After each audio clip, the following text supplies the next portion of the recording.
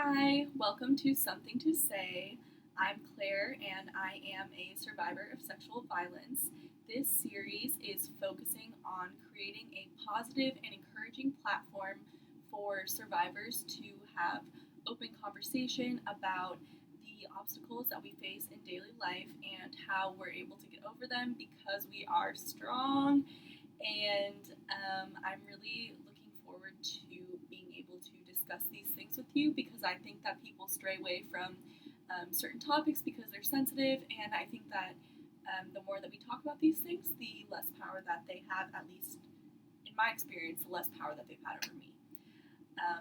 So, with that being said, I do want to say that there may be some triggers in my videos, and I encourage you to um, be cautious of that. And if you feel like today is not the day that you want to dive into this kind of subject, then maybe just do some meditation or take a walk and do whatever you need to do.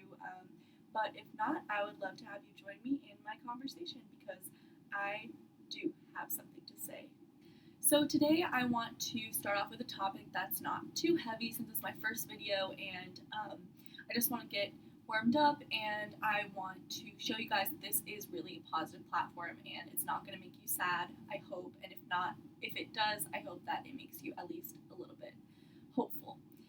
Um, what I want to talk about today is the way that violence and trauma can affect your self-image. And self-image for me is not only my physical appearance, but it's also my the way that I think about myself and the way that I see myself on the inside, and the way that I portray my own soul to other people. Um, so I'm just going to dive right into my experience, and then I am going to kind of take a step back and talk about some tactics that have really worked for me and that have worked for other people that I know, and that have really given me hope and made me able to feel comfortable in my own skin again. So first, I want to talk about how I originally felt on the inside. I know, talking about emotions with strangers, am I okay? But I remember the first time that I experienced sexual violence.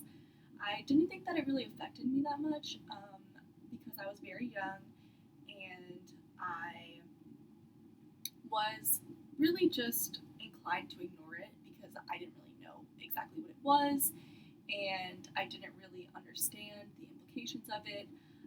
And it wasn't until I began to see someone, my ex boyfriend, pretty seriously, and we began to be intimate with each other.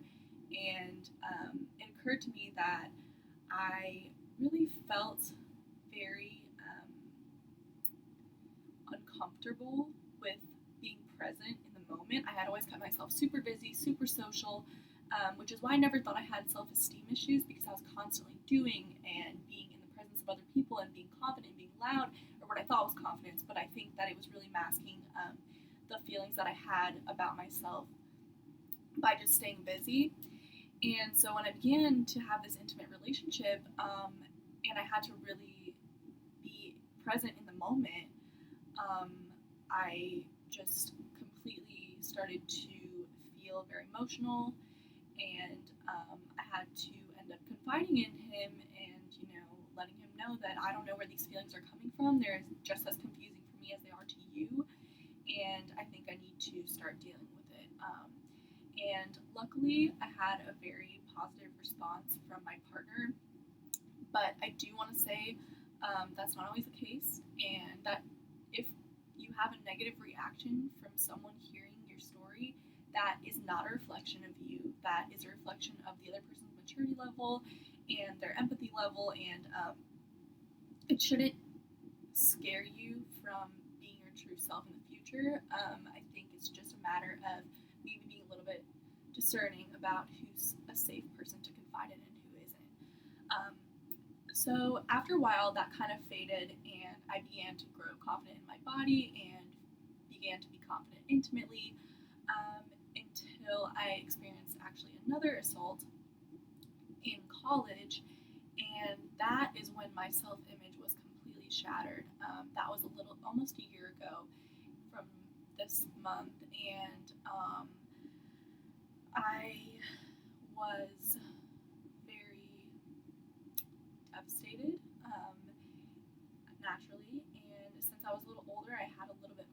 understanding of the gravity of the situation, and I just didn't want any part of it. After the second incident happened, I just said, I get it, God, if there, whoever's controlling this, I get that this is the cards that I have drawn. This is just going to be my title for the rest of the life. I'm just going to be a victim, and I don't want any attention from anyone. So I began to dress in sweatpants, sweatshirts, and as you can tell by my decorations, I'm a very expressive person. I love art. I love to laugh. I love to be around people. So when I began to kind of take a step back from my true self is when I realized that I was really not doing well. So the second round of self-image problems was a lot worse externally and internally for me because I think I had that predisposition to that insecurity in my youth, and then that just came on a lot stronger this time. So after I changed my wardrobe, I had long hair and I cut bangs because I did not want anyone to look me in the eye. I am ashamed to say this, but I even started not being hygienic because I was just depressed, and I think that's a common symptom of depression. But I also did not want positive attention from people. I wanted people to be as disgusted by me as I was by myself because I had so much shame and I had so much confusion and I had so much resentment towards myself and the world, and I wanted to display that on my physical body and on my facial expressions, and I did not want to be approached by anyone because one, I did not want male attention, and two, I just wanted to feel shitty because that's how I felt on the inside, and I wanted people to know that I was done. So obviously that's not healthy, and I even began to get. I mean, this is embarrassing, but I started to break out. I started to really just not even recognize myself, honestly, and people started to treat me the way that I was presenting myself, and I think that is what I wanted in the beginning, and once it became the norm that I was telling myself these lies that I was not good enough, and then I was portraying that to other people, and then I was also getting kind of like feelings of, what's going on with you, you don't seem like you're doing okay by other people. It just became a lot, and I think that's what I was searching for, is to just be so overwhelmed that I'm just at a breaking point, and that's really toxic, and I really think that it's what I had to go through to realize that I was making poor choices for myself, because the fact is that you can't change the past and you can't change what happened to you, but you can change the way you portray yourself to other people. So I began making small goals for myself on a daily basis, starting with, okay, get up, wash your face. If you don't wash your face, you can't do anything today.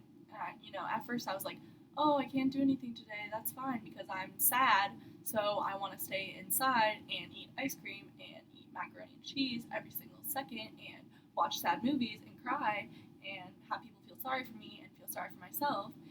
But eventually, when I started to take better care of myself, I started realizing that the people around me started to react differently. I forgot what it felt like to have someone compliment me and to actually receive that compliment in a healthy way. That was one of the biggest goals that I practiced, was someone compliments you, say thank you. Don't say, oh no, I haven't washed my hair, or oh, this shirt's so old, or whatever it may be. It sounds superficial on the surface, but it does affect the way that your interactions are and the way that you in turn feel about yourself. At least that was my experience. So that's a small goal that I had. Okay, so once I started to, get back in the routine of washing my face, the basics, I'm telling you guys, it's okay if you feel like you're completely destroyed. You can start from the basics. Okay, wash my face. Then, okay, next day, not next day, next month, I would say, okay, I'm going to start wearing mascara. Okay. Some days I wouldn't, and some days I still wouldn't wash my face. You know what? That's okay. When you're growing from something like this, you need to leave room for yourself to fuck up. Okay? It's fine. You're not perfect. You're doing great. If you're still on this earth, you are still doing the best that you can. And so, but eventually, the beauty of it is that when I started making these small, tiny, almost seemingly effortless goals for myself, I began to feel so much more comfortable, and then those goals didn't even become something that I had to do, but something that I wanted to do and something that was easy to do. And does that mean that it's easy every day? Of course not. But when I started to do those small self-care things, light a candle, be in a room that smells good, do something for yourself, do something so small that doesn't hurt anyone, doesn't hurt you, doesn't put yourself in danger, doesn't make you vulnerable, just being able to feel like, for me, it was being able to feel like I was in my own skin again, because after I was going through this internal conflict, I just felt like I was having an out-of-body experience, and I felt like I was watching myself live my life, and I was just completely dissociated from it. So when I started to find myself grabbing onto those things that used to be part of my routine before I got into this funk, then I started to enjoy myself again.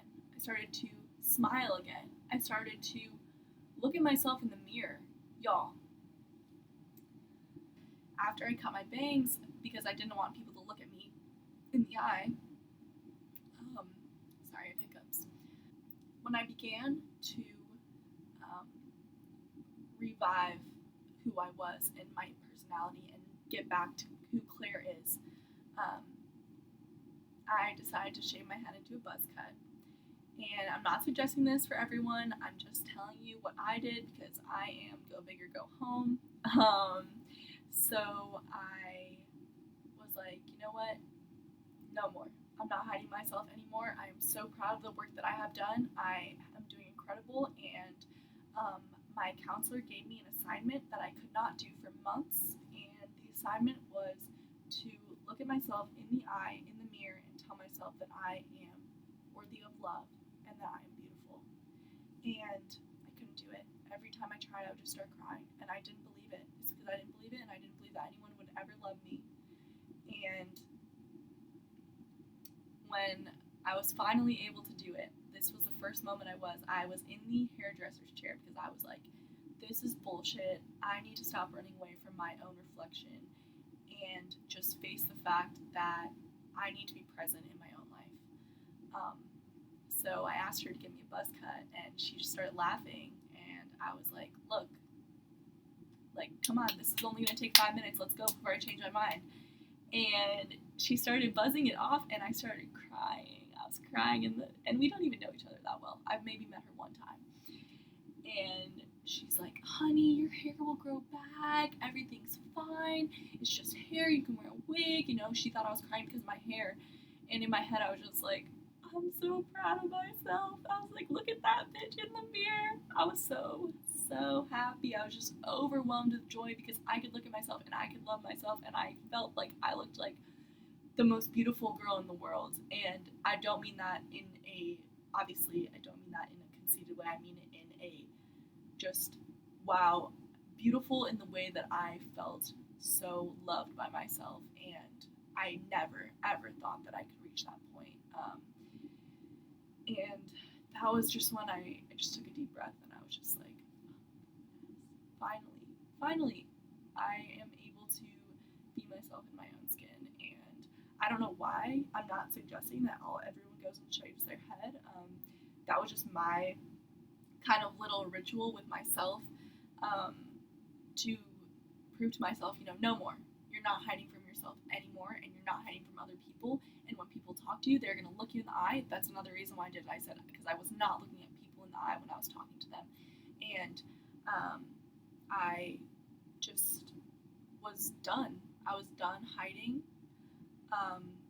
And I wanted to be present, and I wanted to look at people when they talk to me, and I want them to look at me. I want them to see that I am a human person with value and with ideas and with intellect, and that I have something to offer to myself and to this world. And it was a really great thing. It was a really great day for me. So